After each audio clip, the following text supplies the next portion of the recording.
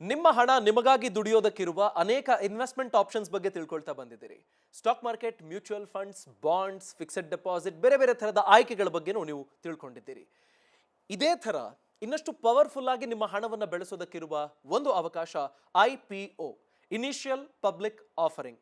ಅಂದರೆ ನೀವು ಯಾವುದೋ ಒಂದು ಬಿಸ್ನೆಸ್ ಮಾಡ್ತಿರ್ತೀರಿ, ತಕ್ಕ ಮಟ್ಟಿನ ಲಾಭ ಗಳಿಸ್ತಿರ್ತೀರಿ.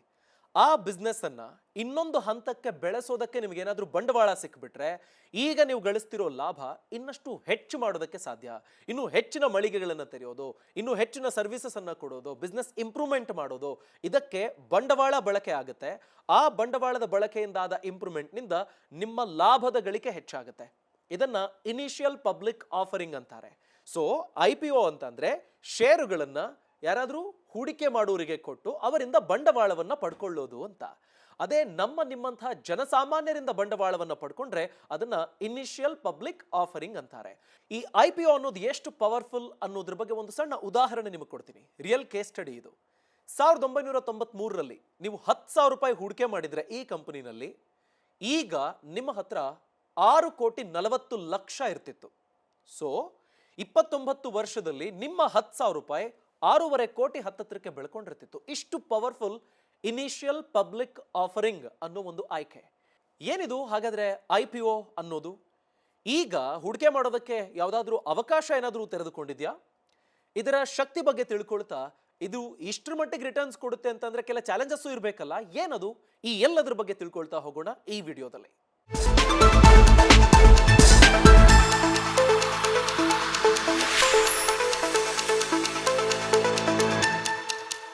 ನಮಸ್ಕಾರ, ನಾನು ಅಭಿಷೇಕ್ ರಾಮಪ್ಪ. ನಾನಾಗಲೇ ನಿಮಗೆ 1993ರಲ್ಲಿ 10,000 ಹಾಕಿದ್ರೆ ಈಗ 6.5 ಕೋಟಿ ಆಗ್ತಿತ್ತು ಅಂತ ಹೇಳಿದ್ನಲ್ವಾ? ಆ ಯಾವ ಕಂಪನಿಯ IPO ಅಂತಂದ್ರೆ ಅದು ಇನ್ಫೋಸಿಸ್. ಇನ್ಫೋಸಿಸ್ ಲಿಸ್ಟಿಂಗ್ಗೆ ಇಶ್ಯೂ ಪ್ರೈಸ್ ಅಂತ ಕೊಟ್ಟಿದ್ದು 95 ರೂಪಾಯಿಗೆ 1993ರಲ್ಲಿ. ಆ ಬಳಿಕ ಲಿಸ್ಟಿಂಗ್ ಆಯಿತು 145 ರೂಪಾಯಿಗೆ. ಆಗ ಒಂದು ವೇಳೆ ನೀವು ಆ ಕಂಪನಿಯಲ್ಲಿ 10,000 ರೂಪಾಯಿ ಹೂಡಿಕೆ ಮಾಡಿ ಶೇರ್ಗಳನ್ನು ತಗೊಂಡಿದ್ದಿದ್ರೆ 100 ಶೇರ್ ಅಂತ ನಾವು ಅಂದ್ಕೊಳ್ಳೋಣ. ನೀವು ಇನ್ಫೋಸಿಸ್ ಕಂಪನಿಯಲ್ಲಿ 1993ರಲ್ಲಿ 100 ಶೇರನ್ನು ಪಡ್ಕೊಂಡಿದ್ರಿ. ಅವರು ಅದಾದ ಮೇಲೆ ಕಂಪನಿ ಬೆಳೀತಾ ಹೋದಂತೆ ಬೋನಸ್ ಶೇರ್ಗಳು, ಶೇರ್ ಸ್ಪ್ಲಿಟ್ಟು, ಡಿವಿಡೆಂಡು, ಹೀಗೆ ಹಣವನ್ನ ಕೊಡ್ತಾ ಹೋಗುತ್ತೆ ಕಂಪನಿ. ನೀವು ಷೇರುದಾರರಾದ ಮೇಲೆ ಲಾಭ ನಷ್ಟ ಎಲ್ಲದರಲ್ಲೂ ನಿಮಗೊಂದು ಪಾಲಿರುತ್ತೆ ಅನ್ನೋದು ಷೇರುದಾರ ಅನ್ನೋ ಮಾತಿನ ಅರ್ಥ.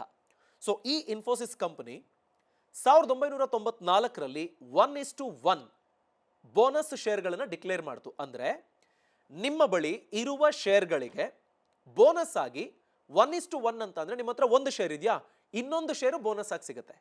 10 ಶೇರ್ ಇದೆಯಾ ನಿಮ್ಮ ಹತ್ರ, ಬೋನಸ್ ಅಂತಂದ್ರೆ 1:1 ಅಂತ ಅಂದ್ರೆ 10 ಶೇರ್ಗಳು ನಿಮಗೆ ಬೋನಸ್ ಆಗಿ ಸಿಗುತ್ತೆ. ಹೀಗೆ 100 ಶೇರನ್ನ ತಗೊಂಡಿದ್ದೀರಿ. ಎಕ್ಸಾಂಪಲ್ಲು 94ರಲ್ಲಿ 1:1 ಬೋನಸ್ ಆಯಿತು. ಸೊ ನಿಮ್ಮ ಬಳಿ 200 ಶೇರ್ ಆಯಿತು. 97ರಲ್ಲಿ 1:1 ಬೋನಸ್, ಅಗೈನ್ 400 ಶೇರ್ ಆಯಿತು. 99ನೇ ಇಸವಿಯಲ್ಲಿ 1:1 ಬೋನಸ್, 800 ಶೇರು. 99ರಲ್ಲಿ ಶೇರ್ ಸ್ಪ್ಲಿಟ್ ಅಂತ ಮಾಡ್ತಾರೆ ಪ್ರೈಸ್ ಅನ್ನ.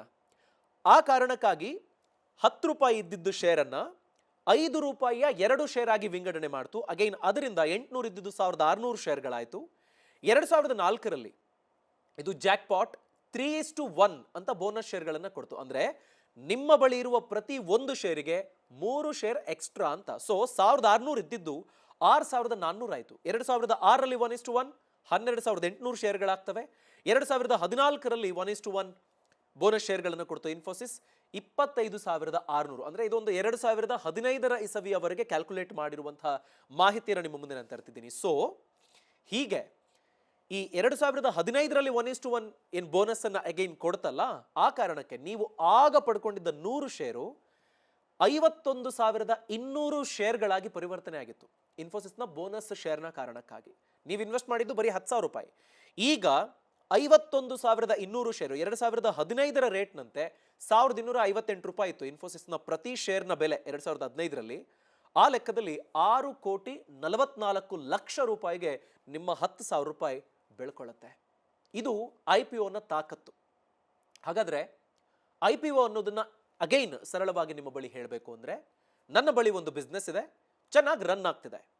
ನಾನು ಅದನ್ನ ದೊಡ್ಡ ಮಟ್ಟದಲ್ಲಿ ತಗೊಂಡು ಹೋಗೋದಕ್ಕೆ ನನ್ನೊಬ್ಬನ ಹತ್ರನೇ ಬಂಡವಾಳ ಇಲ್ಲ. ಸೊ ನೀವೆಲ್ಲರೂ ಸೇರಿ ಬಂಡವಾಳ ಕೊಡೋದಕ್ಕೆ ಸಾಧ್ಯ ಆದರೆ, ಅಥವಾ ಆ ವ್ಯಕ್ತಿ ಬಂಡವಾಳವನ್ನ ಸಂಗ್ರಹಿಸಿ ಬಿಸ್ನೆಸ್ ಅನ್ನ ಎಕ್ಸ್ಪ್ಯಾಂಡ್ ಮಾಡೋದಕ್ಕೆ ಸಾಧ್ಯ ಆದ್ರೆ ಹೆಚ್ಚಿನ ಲಾಭ ಗಳಿಸುವ ಅವಕಾಶ ಇದ್ದು ಆ ಕಂಪನಿಯ ಶೇರ್ಗಳನ್ನು ಕೊಟ್ಟು ಬಂಡವಾಳವನ್ನು ಕಲೆಕ್ಟ್ ಮಾಡ್ತಾರಲ್ಲ ಅದನ್ನ IPO, ಇನಿಷಿಯಲ್ ಪಬ್ಲಿಕ್ ಆಫರಿಂಗ್ ಅಂತಾರೆ. ಆರಂಭಿಕ ಸಾರ್ವಜನಿಕ ಹೂಡಿಕೆ ಅಂತ ಅರ್ಥ. ನಿಮ್ಮಂತಹ ರಿಟೇಲ್ ಇನ್ವೆಸ್ಟರ್ಸು ಇದರಲ್ಲಿ ಹೂಡಿಕೆ ಮಾಡಬಹುದು. ಈ IPOದ ಅಡ್ವಾಂಟೇಜ್ ಏನಪ್ಪಾ ಅಂತ ಅಂದ್ರೆ ನಿಮಗೆ ಆರಂಭಿಕ ಹೂಡಿಕೆಯಲ್ಲಿ ಸಿಗುವ ಅಂದ್ರೆ IPO ಲಿಸ್ಟಿಂಗ್ ನಲ್ಲಿ ಸಿಗುವ ರೇಟ್ ಇದೆಯಲ್ಲ ಆ ರೇಟ್ಗೆ ಮತ್ತೆ ಆ ಷೇರು ಸಿಗದೆ ಹೋಗಬಹುದು. ಅಂದ್ರೆ ಹೋಲ್ಸೇಲ್ ದರದಲ್ಲಿ ನಿಮಗೆ ಉತ್ತಮ ಕಂಪನಿಯ ಷೇರುದಾರನಾಗುವ ಅವಕಾಶ ಸಿಗುತ್ತೆ ಅಂತ ಅರ್ಥ. ಇಮ್ಯಾಜಿನ್ ಮಾಡ್ಕೊಳ್ಳಿ, ಇನ್ಫೋಸಿಸ್ ಷೇರು ಈಗ ಮತ್ತೆ 95 ರೂಪಾಯಿಗೆ ನಿಮಗೆ ಸಿಗೋದಕ್ಕೆ ಸಾಧ್ಯನಾ? ಖಂಡಿತ ಇಲ್ಲ. ಅಷ್ಟರ ಮಟ್ಟಿಗೆ ಬೆಳ್ಕೊಂಡು ಬಿಟ್ಟಿದೆ. ಸೊ ಒಳ್ಳೆ ಬಿಸ್ನೆಸ್ ಅನ್ನ ನೀವು ಚೂಸ್ ಮಾಡಿಕೊಂಡು ಅಲ್ಲಿ ಹೂಡಿಕೆ ಮಾಡಿದ್ರೆ ಅದು ಬೆಳ್ಕೊಳ್ತಾ ಹೋಗುತ್ತೆ. ಇಷ್ಟೆಲ್ಲ ವಿಷಯ ನಾನು ನಿಮ್ಗೆ ಯಾಕೆ ಹೇಳ್ತಿದ್ದೀನಿ ಅಂತಂದ್ರೆ ಒಂದು ಕಂಪನಿಯ IPO ಬರಲಿಕ್ಕಿದೆ. ಆ ಕಂಪನಿಯ ಹೆಸರು ತಮಿಳ್ನಾಡು ಮರ್ಕೆಂಟೈಲ್ ಬ್ಯಾಂಕ್ ಲಿಮಿಟೆಡ್ ಅಂತ. ಈ ಕಂಪನಿ ಲಿಸ್ಟ್ ಆಗೋದಕ್ಕೆ ಸ್ಟಾಕ್ ಮಾರ್ಕೆಟ್ನಲ್ಲಿ ಲಿಸ್ಟ್ ಆಗೋದಕ್ಕೆ ಹೊರಟಿದೆ. ಅಂದ್ರೆ ಸಾರ್ವಜನಿಕರಿಂದ ಹಣ ಸಂಗ್ರಹಣೆ ಮಾಡಿಕೊಂಡು ಬಿಸ್ನೆಸ್ ಅನ್ನ ವಿಸ್ತರಿಸಿಕೊಳ್ಳೋದಕ್ಕೆ ಪ್ಲಾನ್ ಮಾಡ್ಕೊಳ್ತಾ ಇದೆ. ಈ ಲಿಸ್ಟಿಂಗ್ ಅನ್ನ ಕಂಪನಿಗಳು ತಮಗಿಷ್ಟ ಬಂದ ಹಾಗೆ ಇಷ್ಟ ಬಂದಿದ್ದ ರೇಟ್ಗೆಲ್ಲ ಮಾಡ್ಕೊಳ್ಳೋಕೆ ಅವಕಾಶ ಇಲ್ಲ. ಸೆಬಿ ಇದರ ಮೇಲುಸ್ತುವಾರಿಯನ್ನು ನೋಡ್ಕೊಳ್ಳುತ್ತೆ. ಈ ಕಂಪನಿ ಏನ್ ಮಾಡ್ತಾ ಇದೆ, ಯಾವ ಬಿಸ್ನೆಸ್ ಮಾಡ್ತಾ ಇದೆ, ಡ್ರಾಫ್ಟ್ ರೆಡ್ ಹೆರಿಂಗ್ ಪ್ರಾಸ್ಪೆಕ್ಟಸ್ ಅಂತ ಇರುತ್ತೆ. ಅಂದ್ರೆ ಈ ಕಂಪನಿ ಬರುವ ಹಣವನ್ನು ಹೇಗೆ ಸ್ಪೆಂಡ್ ಮಾಡುತ್ತೆ, ಯಾವ ಕಾರಣಕ್ಕಾಗಿ ಬಂಡವಾಳ ಸಂಗ್ರಹ ಮಾಡ್ತಿದೆ, ಎಷ್ಟು ಸಾಲ ಇದೆ, ಇದೆಲ್ಲವನ್ನು ಸೆಬಿಗೆ ಹೇಳಬೇಕಾಗುತ್ತೆ. ಅದನ್ನ ಪಬ್ಲಿಕ್ಲಿ ಡಿಸ್ಕ್ಲೋಸ್ ಮಾಡಬೇಕಾಗುತ್ತೆ. ಅದ್ರ ಬಗ್ಗೆ ನಾನು ಮುಂದಿನ ಹಂತದಲ್ಲಿ ತಿಳಿಸ್ಕೊಡ್ತೀನಿ. ಹೀಗೆ ತಮಿಳ್ನಾಡು ಮರ್ಕೆಂಟೈಲ್ ಬ್ಯಾಂಕ್ IPOಗೆ ಹೋಗ್ತಾ ಇದೆ. ಈ ಬ್ಯಾಂಕ್ನ ಬಗ್ಗೆ ತಿಳ್ಕೊಳ್ಳೋಣ. ಇದೊಂದು ಕಂಪನಿ 1921ರಲ್ಲಿ ಆರಂಭ ಆದ ಬ್ಯಾಂಕ್ ಇದು. ಇದು one of the oldest private sector bank, ಅಂದ್ರೆ ತೀರಾ ಪ್ರಾಚೀನ ಖಾಸಗಿ ಒಡೆತನದ ಒಂದು ಬ್ಯಾಂಕ್ ಇದಾಗಿದೆ. 100 ವರ್ಷಗಳ ಇತಿಹಾಸವನ್ನ ಈ ಬ್ಯಾಂಕ್ ಹೊಂದಿದೆ. ಎಷ್ಟರ ಮಟ್ಟಿಗೆ ಇದು ವ್ಯಾಪಾರವನ್ನು ವಿಸ್ತರಿಸಿಕೊಂಡಿದೆ ಅನ್ನೋದನ್ನ ನೋಡೋಣ. ಮಾರ್ಚ್ 31, 2022ರವರೆಗೆ ತಮಿಳ್ನಾಡು ಮರ್ಕೆಂಟೈಲ್ ಬ್ಯಾಂಕ್ ಒಟ್ಟು 509 ಬ್ರಾಂಚ್ಗಳ ಒಂದು ಸ್ಟ್ರಾಂಗ್ ನೆಟ್ವರ್ಕ್ ಅನ್ನು ಹೊಂದಿದೆ. ಒಟ್ಟು 5 ಮಿಲಿಯನ್ ಕಸ್ಟಮರ್ಸ್ ಇದ್ದಾರೆ ಈ ಬ್ಯಾಂಕ್ಗೆ. 5 ಮಿಲಿಯನ್ ಅಂತಂದ್ರೆ 1 ಮಿಲಿಯನ್ ಅಂದ್ರೆ 10 ಲಕ್ಷ, 50 ಲಕ್ಷ ಮಂದಿ ಕಸ್ಟಮರ್ಸ್ ಇದ್ದಾರೆ. 509 ಬ್ರಾಂಚ್ಗಳು. ತಮಿಳುನಾಡಿನಲ್ಲೇ 369 ಬ್ರಾಂಚ್ಗಳಿದ್ದಾವೆ ಈ ಬ್ಯಾಂಕ್ನದ್ದು. ಒಟ್ಟು 15 ರಾಜ್ಯ ಹಾಗೂ 4 ಯೂನಿಯನ್ ಟೆರಿಟರಿನಲ್ಲಿ ಈ ಬ್ಯಾಂಕ್ ಕಾರ್ಯನಿರ್ವಹಿಸ್ತಾ ಇದೆ. ಸೊ ಈಗ 509 ಬ್ರಾಂಚ್ನ 50 ಲಕ್ಷ ಕಸ್ಟಮರ್ಸ್ ಇರುವ ಈ ಬ್ಯಾಂಕ್ ಪಬ್ಲಿಕ್ ಲಿಸ್ಟಿಂಗ್ಗೆ ಹೋಗ್ತಾ ಇದೆ. ಸೊ ಸಾರ್ವಜನಿಕರು ಈ ಬ್ಯಾಂಕ್ನಲ್ಲಿ ಹೂಡಿಕೆ ಮಾಡೋದಕ್ಕೆ ಅವಕಾಶ ಲಭಿಸಲಿದೆ. ನೀವು ಯಾವುದಾದ್ರೂ ಒಂದು ಕಂಪನಿನಲ್ಲಿ ಹೂಡಿಕೆ ಮಾಡ್ತೀರಿ ಅಂತಂದ್ರೆ ಏನೇನನ್ನ ಗಮನಿಸ್ತೀರಿ?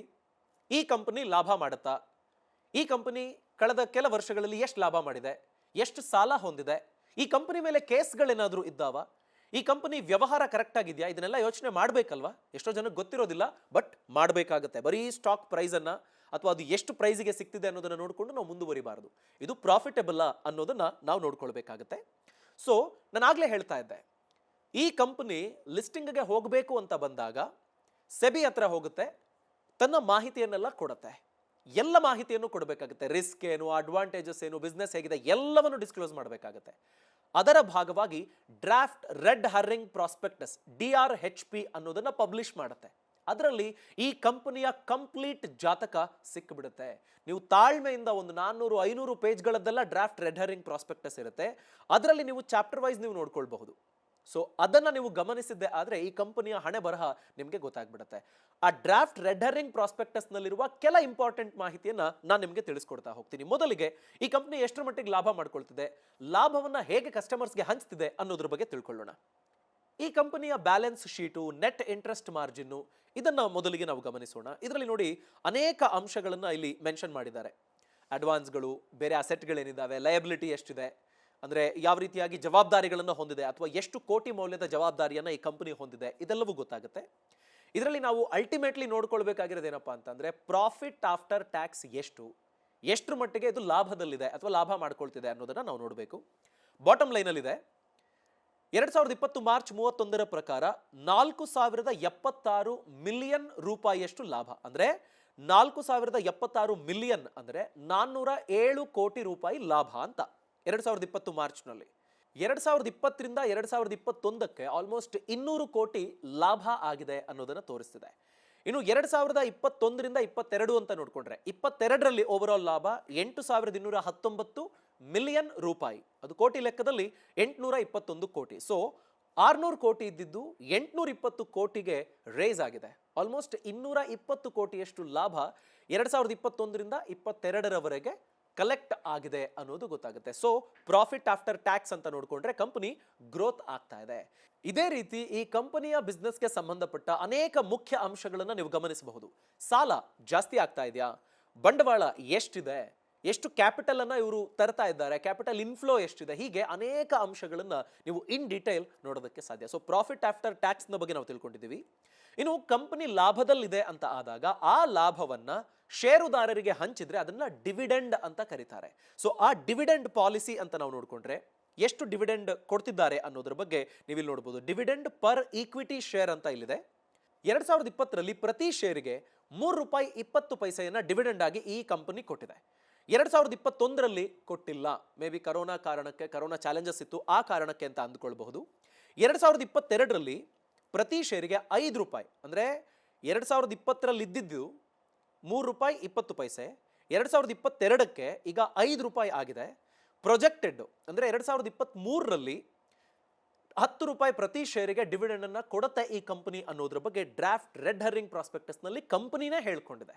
ಸೊ ಡಿವಿಡೆಂಡ್ ಅಂದ್ರೆ ಲಾಭ ಜಾಸ್ತಿ ಮಾಡ್ಕೊಳ್ತಾ ಇದೆ, ಆ ಲಾಭವನ್ನ ಕಸ್ಟಮರ್ಸಿಗೂ ಟ್ರಾನ್ಸ್ಫರ್ ಮಾಡ್ತಿದೆ, ಅದರಲ್ಲೂ ಹೈಕ್ ಕಾಣ್ತಿದೆ ಅನ್ನೋದು ಈ ಡಿವಿಡೆಂಡ್ ಪಾಲಿಸಿಯಲ್ಲಿ ನಮಗೆ ಗೊತ್ತಾಗುತ್ತೆ. So profit after tax okay, dividend okay. ಈ ಡ್ರಾಫ್ಟ್ ರೆಡ್ ಹರ್ರಿಂಗ್ ಪ್ರಾಸ್ಪೆಕ್ಟಸ್ ನಲ್ಲಿ ರಿಸ್ಕ್ ಫ್ಯಾಕ್ಟರ್ ಅಂತಾನು ಮೆನ್ಷನ್ ಮಾಡಿರ್ತಾರೆ, ಅದರ ಬಗ್ಗೆನೂ ತಿಳ್ಕೊಳ್ಳೋಣ. ಈ ಕಂಪನಿ ಒಂದು ವೇಳೆ ನಷ್ಟವನ್ನ ಅನುಭವಿಸಿದ್ರೆ, ಸಮಸ್ಯೆಯನ್ನ ಅನುಭವಿಸಿದ್ರೆ ಯಾವ ಕಾರಣಕ್ಕಾಗಿ ಅನ್ನೋದನ್ನ ಕಂಪನಿಗಳು ಹೇಳಬೇಕು, ಮುಚ್ಚಿಡೋ ಹಾಗಿಲ್ಲ. ಈಗ ಯಾರೋ ಒಬ್ಬ ಬರ್ತಾನೆ, ನಾನು ಬಿಸ್ನೆಸ್ ಮಾಡ್ತಿದ್ದೀನಿ, ಸಖತ್ತಾಗಿ ವರ್ಕೌಟ್ ಆಗ್ತಿದೆ ಅಂತ ಸುಳ್ಳು ಹೇಳಿ ನಿಮ್ಮ ಹತ್ರ ಬಂಡವಾಳ ತಗೊಂಡು ನಿಮಗೆ ಟೋಪಿ ಹಾಕ್ಬಿಟ್ರೆ ಹಾಗಾಗಬಾರ್ದು ಅನ್ನೋ ಕಾರಣಕ್ಕಾಗಿ ಸೆಬಿ ನಿಯಮಗಳ ಪ್ರಕಾರ ಈ DRHP ಡ್ರಾಫ್ಟ್ ರೆಡ್ ಹರ್ರಿಂಗ್ ಪ್ರಾಸ್ಪೆಕ್ಟಸ್ ನಲ್ಲಿ ರಿಸ್ಕ್ಗಳ ಬಗ್ಗೆನೂ ಮೆನ್ಷನ್ ಮಾಡಬೇಕು. ಅಂಥ ಇಂಟರ್ನಲ್ ರಿಸ್ಕ್ ಫ್ಯಾಕ್ಟರ್ಗಳು ಏನು ಅನ್ನೋದನ್ನ ನೋಡಿದ್ರೆ, ಮೊದಲನೇದು ಕಂಪನಿನೇ ಮೆನ್ಷನ್ ಮಾಡಿದೆ, 37.73% ನಮ್ಮ ಈಕ್ವಿಟಿ ಶೇರ್ ಕ್ಯಾಪಿಟಲ್ ಅಂದ್ರೆ ನಾವು ಬಂಡವಾಳವನ್ನು ಏನು ಸಂಗ್ರಹಿಸಿದ್ದೀವಿ ಅದರಲ್ಲಿ 38% ಆಲ್ಮೋಸ್ಟ್, ಅಥವಾ 53 ಮಿಲಿಯನ್ ಅಂದ್ರೆ 5,30,00,000 ಲಕ್ಷದಷ್ಟು ಶೇರ್ಗಳಿದ್ದಾವಲ್ಲ, ಅದರ ವ್ಯವಹಾರಕ್ಕೆ ಸಂಬಂಧಪಟ್ಟಂತೆ ಕಾನೂನು ವ್ಯಾಜ್ಯ ನಡೀತಾ ಇದೆ. ಇದು ಏನ್ ಬೇಕಾದರೂ ಆಗಬಹುದು. ಇದರಿಂದ ನಮ್ಮ ಕಂಪನಿ ಮೇಲೆ ದೊಡ್ಡ ಪರಿಣಾಮ ಬೀರಬಹುದು, ಇದರಿಂದ ನಮ್ಮ ಕಂಪನಿ ನಷ್ಟವನ್ನು ಅನುಭವಿಸಬಹುದು ಅಂತ ಈ ಕಂಪನಿ ಹೇಳ್ಕೊಂಡಿದೆ. ಇದು ಈಕ್ವಿಟಿ ಶೇರ್ ವಿಚಾರವಾಗಿ ಇರುವ ಲೀಗಲ್ ಪ್ರೊಸೀಡಿಂಗ್ಸ್ ನ ಬಗ್ಗೆ. ಮುಂದುವರೆದು ಇನ್ನೊಂದು ರಿಸ್ಕ್ ಫ್ಯಾಕ್ಟರು, ಈ ಕಂಪನಿಯ ಪ್ರಮುಖರು ಅಥವಾ ಈ ಕಂಪನಿ ಯಾರದ್ದು ಇನ್ನೊಬ್ಬರ ಮೇಲೆ ಫೈಲ್ ಮಾಡಿರುವಂತಹ ಕೇಸ್ಗಳ ಬಗ್ಗೆ. ಕಂಪನಿಯ ಪ್ರಮುಖರ ಮೇಲೆ ಇರುವ ಕೇಸ್ಗಳು, ಕಂಪನಿ ಫೈಲ್ ಮಾಡಿರುವ ಕೇಸ್ಗಳು. ಈ ಕಂಪನಿ ಅಗೈನ್ಸ್ಟ್ ಒಂದು ಕ್ರಿಮಿನಲ್ ಪ್ರೊಸೀಡಿಂಗ್ ಆಗ್ತಾ ಇದೆ. ಟ್ಯಾಕ್ಸ್ ರಿಲೇಟೆಡ್ ಕೇಸ್ಗಳಿರೋದು ಒಟ್ಟು 20 ಕೇಸ್ಗಳಿದ್ದಾವೆ ಕಂಪನಿಯ ವಿರುದ್ಧ. ಮತ್ತೆ ಅವರು ನಿಯಮಗಳನ್ನು ಪಾಲಿಸಿಲ್ಲ ಅನ್ನೋ ವಿಷಯಕ್ಕೆ ಸಂಬಂಧಪಟ್ಟಂತೆ ಸ್ಟ್ಯಾಟ್ಯುಟರಿ ಅಥವಾ ರೆಗ್ಯುಲೇಟರಿ ಪ್ರೊಸೀಡಿಂಗ್ಸ್ ಅನ್ನೋದ್ರ ಬಗ್ಗೆ 12 ಕೇಸ್ಗಳಿದ್ದಾವೆ. ಸಿವಿಲ್ ಲಿಟಿಗೇಷನ್ 398 ಸಿವಿಲ್ ಲಿಟಿಗೇಷನ್ ಈ ಕಂಪನಿಯ ಅಗೈನ್ಸ್ಟ್ ಇದೆ ಅನ್ನೋದ್ರ ಬಗ್ಗೆ ಮಾಹಿತಿ ಲಭ್ಯವಾಗ್ತದೆ. ಒಟ್ಟು ಈ ಎಲ್ಲ ಕೇಸ್ಗಳ ಪರಿಣಾಮವಾಗಿ 40,662 ಮಿಲಿಯನ್ ರೂಪಾಯಿ ಮೌಲ್ಯದಷ್ಟು ಸಮಸ್ಯೆ ಇದೆ ಅಂತ, ಅಂದ್ರೆ ಅಗ್ರಿಗೇಟ್ ಅಮೌಂಟ್ ಟೋಟಲ್ ಅಷ್ಟು ಇನ್ವಾಲ್ವ್ ಆಗಿದೆ ಅಂತ ಇದು ಹೇಳುತ್ತೆ. ಅಲ್ಲಿಗೆ 4,066 ಕೋಟಿ ಅಂತ. ಇನ್ನು ಈ ಕಂಪನಿ ಇನ್ನೊಬ್ಬರ ಮೇಲೆ ಇನಿಷಿಯೇಟ್ ಮಾಡಿರುವಂತಹ ಕೇಸ್ಗಳು ಅಂತ ನಾವು ನೋಡಿಕೊಂಡ್ರೆ 317 ಕ್ರಿಮಿನಲ್ ಕೇಸ್ಗಳನ್ನ ಇವರು ಫೈಲ್ ಮಾಡಿದ್ದಾರೆ. ಸಿವಿಲ್ ಲಿಟಿಗೇಷನ್ 5,207 ಕೇಸ್ಗಳನ್ನ ಇವರು ಹಾಕಿದ್ದಾರೆ ಬೇರೊಬ್ಬರ ಮೇಲೆ. ಅಂದ್ರೆ ಈಗ ಸಾಲ ತಗೊಂಡಿರ್ತಾರೆ, ವಾಪಸ್ ಕೊಟ್ಟಿರೋದಿಲ್ಲ, ಇನ್ನೇನೋ ಸಮಸ್ಯೆ ಆಗಿರುತ್ತೆ, ವ್ಯಾಜ್ಯಗಳಿರ್ತವೆ. ಅದರ ಮೌಲ್ಯ 62,189 ಮಿಲಿಯನ್, ಅಂದ್ರೆ 6,218 ಕೋಟಿ ಮೌಲ್ಯದ ಶೇರ್ಗಳಿಗೆ ಸಂಬಂಧಪಟ್ಟ ಹಾಗೆ ಇವರು ಕೇಸ್ಗಳನ್ನ ಬೇರೆಯವ್ರ ಮೇಲೆ ಹಾಕಿದ್ದಾರೆ ಅಂತ. ಓಕೆ, ಸೊ ಮುಂದುವರೆದು ಡೈರೆಕ್ಟರ್ನ ವಿರುದ್ಧ, ಈ ಕಂಪನಿಯ ಡೈರೆಕ್ಟರ್ನ ವಿರುದ್ಧ ಒಂದು ಕ್ರಿಮಿನಲ್ ಪ್ರೊಸೀಡಿಂಗ್ ಇದೆ. ನಿಯಮಗಳನ್ನು ಸರಿಯಾಗಿ ಪಾಲಿಸಿಲ್ಲ ಅನ್ನೋದ್ರ ಬಗ್ಗೆ 2 ಕ್ರಿಮಿನಲ್ ಪ್ರೊಸೀಡಿಂಗ್ಗಳಿದ್ದಾವೆ. ಒಟ್ಟು 5 ಮಿಲಿಯನ್ ಮೌಲ್ಯದ ಅಗ್ರಿಗೇಟ್ ಅಮೌಂಟ್ ಅದು ಅಂತ ಹೇಳ್ತಾ ಇದೆ, ಅಂದ್ರೆ 50 ಲಕ್ಷ ರೂಪಾಯಿ. ಸೊ ಇದು ಇನ್ನೊಂದು ರಿಸ್ಕ್ ಫ್ಯಾಕ್ಟರ್. ಮುಂದುವರೆದು ಮೂರನೆಯ ರಿಸ್ಕ್ ನಾವು ತಿಳ್ಕೊಳ್ಬೇಕಾಗಿರೋದು, ಈ ಕಂಪನಿ ತಮಿಳ್ನಾಡು ಮರ್ಸೆಂಟೈಲ್ ಬ್ಯಾಂಕ್ ಅಂತ ಏನಿದೆ 75% 76% ನಷ್ಟು ವ್ಯವಹಾರ ತಮಿಳುನಾಡು ಒಂದೇ ರಾಜ್ಯದಲ್ಲಿ ಆಗುತ್ತೆ. ಅವರೇ ಮೆನ್ಷನ್ ಮಾಡಿದ್ದಾರೆ ನೋಡಿ, we have regional concentration in southern India, especially Tamil Nadu. Any adverse change in economic, political or geographical conditions of Tamil Nadu in which we operate, it can impact our results of operation ಅಂತ. ಅಂದ್ರೆ ನಾವು ಇಷ್ಟು ವರ್ಷ ಲಾಭ ಮಾಡಿದ್ದೀವಲ್ವಾ, ಒಂದು ವೇಳೆ ತಮಿಳ್ನಾಡಿನಲ್ಲಿ ಏನೋ economic ಬಜೆಟ್ನಲ್ಲಿ ಏನೋ ಚೇಂಜಸ್ ಆಯ್ತಪ್ಪ, ಪೊಲಿಟಿಕಲಿ ಯಾವುದೋ ಬೇರೆ ಗವರ್ಮೆಂಟ್ ಬಂತು, ಇವರಿಗೆ ಅಥವಾ ಇವರ ಬಿಸ್ನೆಸ್ಗೆ ತದ್ವಿರುದ್ಧವಾದ ಪಾಲಿಸಿ ಬಂತು, ಇನ್ನೇನೋ ಆಗಬಾರದ ಜಿಯೋಗ್ರಾಫಿಕಲ್ ಸಮಸ್ಯೆ ಏನೋ ಆಯ್ತಪ್ಪ, ಈಗ ನಿಮಗೆ ಭೂಕಂಪನೋ ಇನ್ನೊಂದೇನೋ ಫ್ಲಡ್ಡೋ ಏನೋ ಆಯ್ತಪ್ಪ, ಇವರು ವ್ಯವಹಾರ ಮಾಡೋದಕ್ಕಾಗಲಿಲ್ಲ, ಏನು ಮಾಡೋದು? ಈ ಕಾರಣಕ್ಕಾಗಿ ಅವರು ಅದನ್ನು ಹೇಳ್ತಿದ್ದಾರೆ, ನಾವು ಬಹಳ ಡಿಪೆಂಡೆಂಟ್ ಆಗ್ಬಿಟ್ಟಿದೀವಿ ತಮಿಳುನಾಡು ಬಿಸ್ನೆಸ್ನ ಮೇಲೆ, ಅಲ್ಲೇನಾದ್ರೂ ಸಮಸ್ಯೆ ಆದ್ರೆ ನಾವು ಇಷ್ಟು ಲಾಭ ಮಾಡೋದಕ್ಕೆ ಆಗೋದಿಲ್ವೇನೋ ಅನ್ನೋದ್ರ ಬಗ್ಗೆ ರಿಸ್ಕ್ ಅನ್ನ ಹೇಳಿದ್ದಾರೆ. ಸೊ ಹೀಗೆ ಒಂದು ಕಂಪನಿಯ ಲಾಭದ ಫ್ಯಾಕ್ಟರ್ನ ಬಗ್ಗೆನೂ ರಿಸ್ಕ್ನ ಫ್ಯಾಕ್ಟರ್ನ ಬಗ್ಗೆನೂ DRHP ಅಲ್ಲಿ ನಾವು ತಿಳ್ಕೊಳ್ಬಹುದು. ಈಗ ನಾವು ತಿಳ್ಕೊಳ್ಬೇಕಾಗಿರೋದು IPO ಡೀಟೇಲ್ಸ್ನ ಬಗ್ಗೆ. ಅಂದರೆ ಯಾವ ಕಂಪನಿ ಈಗ ಪಬ್ಲಿಕ್ಕಿಗೆ ಹೋಗ್ತಿದೆ ಅಲ್ವಾ, ಅದರ ಡೇಟ್ಗಳು, ಎಷ್ಟು ನಾನು ಇನ್ವೆಸ್ಟ್ ಮಾಡಬಹುದು ಅನ್ನೋದ್ರ ಬಗ್ಗೆ ತಿಳ್ಕೊಳ್ಳೋಣ. ಸೆಪ್ಟೆಂಬರ್ 5ನೇ ತಾರೀಕಿನಿಂದ ಸೆಪ್ಟೆಂಬರ್ 7ನೇ ತಾರೀಕಿನವರೆಗೆ ಈ IPOಗೆ ನೀವು ಸಬ್ಸ್ಕ್ರೈಬ್ ಆಗೋದಕ್ಕೆ ಅವಕಾಶ ಇದೆ. ಒಟ್ಟು 10 ರೂಪಾಯಿ ಪ್ರತಿ ಶೇರ್ನಂತೆ ಫೇಸ್ ವ್ಯಾಲ್ಯೂ ಅವರು ನಿರ್ಧಾರ ಮಾಡಿದ್ದಾರೆ. ಪ್ರತಿ ಶೇರಿಗೆ ನೀವು ಕೊಟ್ಟು ಕೊಂಡುಕೊಳ್ಳೋದು 500 ರಿಂದ 525 ರೂಪಾಯಿ ಅಂತ ಪ್ರೈಸ್ ರೇಂಜ್ ಡಿಸೈಡ್ ಮಾಡಿದ್ದಾರೆ. ಫೇಸ್ ವ್ಯಾಲ್ಯೂ 10 ರೂಪಾಯಿ. ಅಂದ್ರೆ ಈ ಕಂಪನಿ ಮೇಲೆ ನೀವು ಹೂಡಿಕೆ ಮಾಡ್ತೀರಿ, ಶೇರ್ ತಗೊಳ್ತೀರಿ. ಒಂದ್ ವೇಳೆ ಕಂಪನಿ ದಿವಾಳಿ ಆಯ್ತಪ್ಪ, ನೀವು ಹೊಂದಿದ್ದಂತಹ ಶೇರಿಗೆ ಎಷ್ಟು ದುಡ್ಡನ್ನ ಕಂಪನಿ ಕೊಡುತ್ತೆ ಅಥವಾ ಎಷ್ಟು ಗ್ಯಾರಂಟಿ ಕೊಡುತ್ತೆ ಅಂತಂದ್ರೆ 10 ರೂಪಾಯಿ ಅಂತ. ನೀವು ಕೊಡೋದು 500 ರೂಪಾಯಿ ಕೊಟ್ಟು ತಗೊಳ್ತೀರಿ, 10 ರೂಪಾಯಿ ಫೇಸ್ ವ್ಯಾಲ್ಯೂ ಅಂತ ಡಿಸೈಡ್ ಮಾಡುತ್ತೆ. ಅದ್ರ ಬಗ್ಗೆ ಇನ್ನಷ್ಟು ಡೀಟೇಲ್ ಆಗಿ ಮುಂದಿನ ದಿನಗಳಲ್ಲಿ ತಿಳ್ಕೊಳ್ತಾ ಹೋಗೋಣ. ಲಾಟ್ ಸೈಜು ಅಂದ್ರೆ ನೀವು ಪ್ರತಿಯೊಬ್ಬ ಇಂಡಿವಿಜುವಲ್ ನೀವು ತಗೊಳ್ತೀನಿ ಅಂತಂದ್ರೆ, ನಾನು ಒಂದು ಶೇರ್ ತಗೊಳ್ತೀನಿ, ನನ್ನ ಹತ್ರ 500 ರೂಪಾಯಿ ಇದೆ, ಹಂಗೆ ತಗೊಳಕ್ಕಾಗಲ್ಲ. ನೀವು ತಗೊಳ್ಳೋದಾದ್ರೆ ಒಂದು ಲಾಟ್ ತಗೋಬೇಕು. ಅಂದ್ರೆ ಆ ಲಾಟ್ನ ಅಮೌಂಟ್ ಎಷ್ಟಪ್ಪ ಅಂತಂದ್ರೆ, ಒಂದು ಲಾಟಲ್ಲಿ 28 ಶೇರ್ಗಳಿರ್ತವೆ.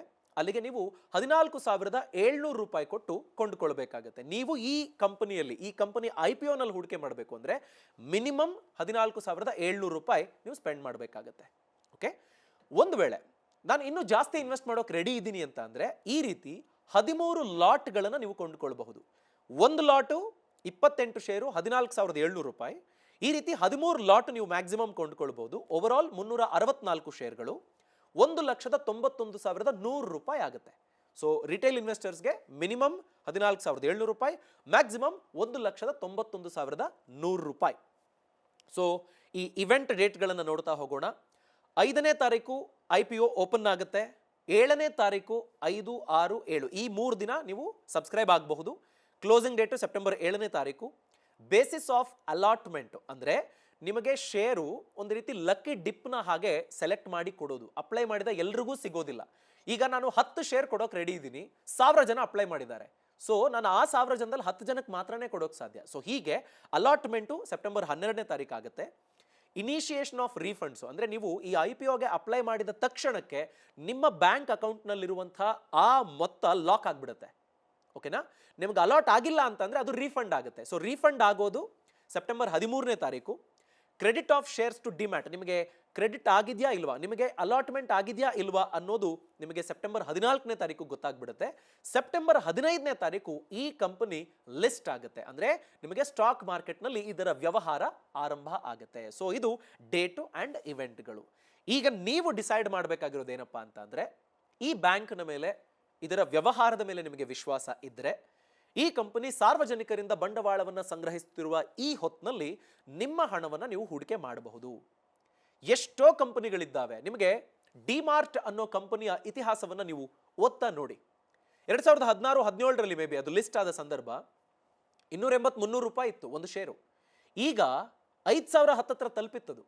ಅಂದ್ರೆ ಲಿಸ್ಟ್ ಆಗುವಂತಹ ಸಂದರ್ಭದಲ್ಲಿ ನಿಮಗೆ ಡಿಸ್ಕೌಂಟ್ ರೇಟ್ಗೆ ಒಂದೊಳ್ಳೆ ಕಂಪನಿ ಆದರೆ ಆ ಕಂಪನಿಯ ಶೇರ್ಗಳು ಸಿಗ್ತವೆ.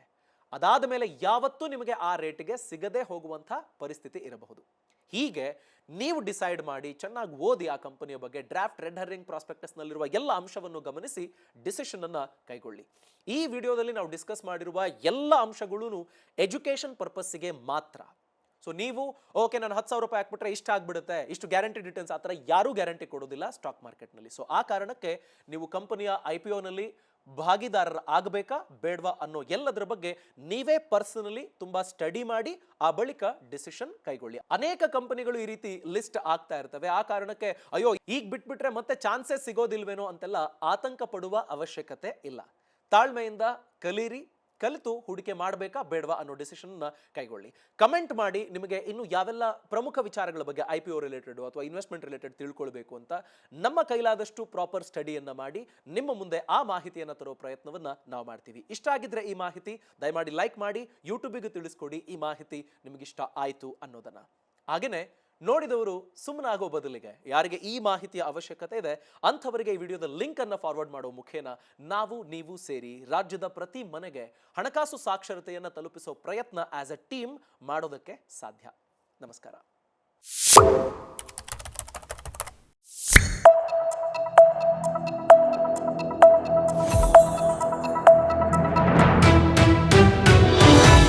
ವಿಸ್ತಾರ ನ್ಯೂಸ್ ನಿಖರ ಜನಪರ.